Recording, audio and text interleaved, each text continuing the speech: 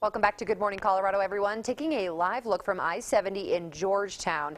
This is right before the Eisenhower tunnels, and you can see it is very, very slow going, as I'm sure many drivers making their way up to the mountains for the weekend definitely need to take it easy. Give yourself extra time, because as we can see, very slow moving traffic, snow-packed conditions. Ooh, the camera's turning on us, but yeah. Definitely slow going, and our time is now coming up on 8:21. We're going to kick things over to Storm Tracker 13's meteorologist Jay Polk. And Jay, here in southern Colorado, some people might be seeing that snow. We're expecting to see the white stuff by 9 a.m. That's right, especially here in the Springs, Bonnie. We can expect that we're going to have very rough conditions. Places like Wolf Creek Pass are going to get very slick, very snow covered very quickly as we go through this morning. This is what your live AC Doppler radar looks like as you head west of Denver along Interstate 70 and Highway 6. We're seeing some very heavy amounts of snow there. That will continue to push its way to the north-northeast, but we are seeing another band which we're tracking for you as we go through this morning, especially along Highway 50 between Monarch Pass over towards Salida and back towards Canyon City, south along 69 down towards Silver Cliff out of Texas Creek, and we're also seeing some snow on 285 coming out of Salida, heading down towards Bonanza, Sagatche, and eventually down towards Alamosa. The little icons that you see here, the little snow icons, are Weather Service observers that are now beginning to report in. This one here reported an inch just off to the west of Salida. We also have about an inch or so in areas just off to the west of Canyon City. A little bit less than that for our friend Bob down in the west. He says he's had a trace of snow, and he has temperatures right at the freezing mark at this point.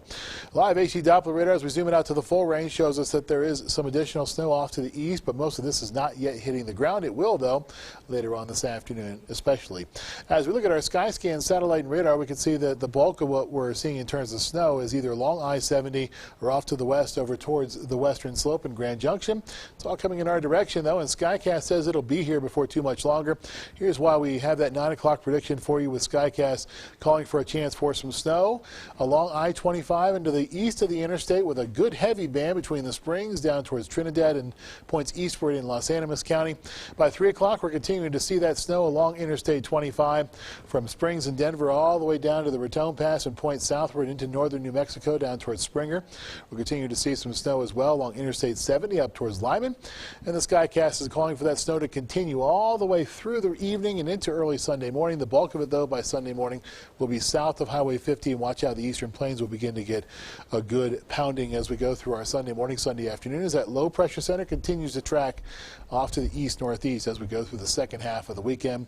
And so there is predictions for some snow in the southeastern plains, good amounts, but not necessarily for today. Your big snow event will be tomorrow. Skycast snow totals as we go through the next 36 hours. You notice that the plains will pick up some, about 2.5 to 3.5 inches in Lamar and Springfield by 8:30 tomorrow night. And we look at the Springs total, we notice that it's gone up a little bit since the last time we showed you this model, as we're predicting now more snow according to the Skycast, about 6 inches or thereabouts in Black Forest, about 5 in Calhoun. Again, these are not exact numbers, but this gives us an idea what the model is thinking, that the snow is going to be predominantly to the southwest of Pueblo down towards Wetmore. Our friends down in the west will get good amounts of snow again, but the biggest winners, as usual, will be over towards the Collegiate Peaks, points west of Buena Vista. Still, though, Buena Vista itself, according to Skycast at least, getting nearly 9 inches of snow by tomorrow afternoon. Highs today, not exactly warm. They're sitting in the 30s. It's about 20 or so degrees colder than it was yesterday afternoon. Temperatures do rebound a bit, though, as we go through the first half of the extended forecast, only to be driven back down by Tuesday with another storm system. Then by Friday, we see temperatures rebound back to the 30s and 40s. In Pueblo, 40s and 50s by Sunday and Monday. Then we're going to cool off just a bit as well before we rebound back to near 50 by next Friday. Lows are sitting in the teens and 20s in both cities. In Canyon City, mid to upper 40s by Monday after we sit in the mid 30s this afternoon. Then we drop back to the middle 30s again and rebound also to the mid to upper 40s by next Friday. And in Teller County, how about 22? The best we'll be able to do on Tuesday.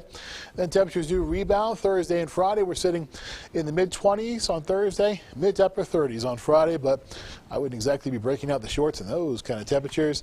Lows are sitting in the mid to upper single digits with some sub-zero wind chills for a couple of mornings, including tomorrow morning. Lows are sitting in the lower to middle teens, and that wind will be out of the north and northwest at about 15 to 20 miles per hour with higher gusts at times. Ooh, I'm sure it's making everybody cold just thinking about it. All right, Jay. Hot chocolate and indoor plans today. Sounds good. Thanks so much, Jay. Well, tonight is a